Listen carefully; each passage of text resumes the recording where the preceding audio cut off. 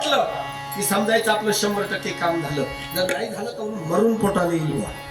पण तयारी एवढी असली पाहिजे. देह जाओ जाओ जाओ जाओ